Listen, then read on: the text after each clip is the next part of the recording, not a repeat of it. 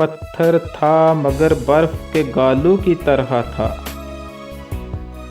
पत्थर था मगर बर्फ के गालू की तरह था।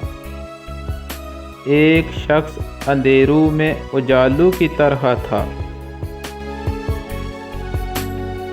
ख्वाबों की तरह था न ख्यालों की तरह था। ख्वाबों की तरह था न ख्यालों की तरह था। वो इल्म रियाजी के सवालों की तरह था।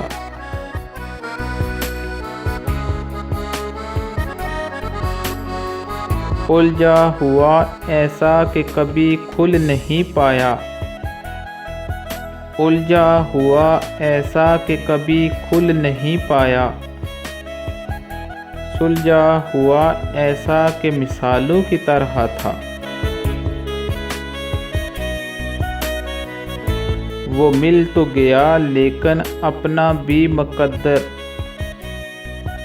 वो मिल तो गया लेकिन अपना भी मुकद्दर। शतरंज की उलझी हुई चालों की तरह था।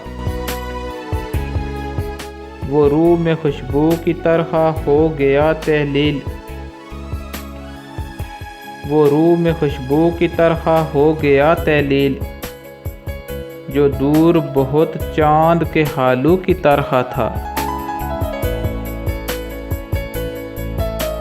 पत्थर था मगर बर्फ के गालों की तरह था। एक शख्स अंधेरों में उजालों की तरह था।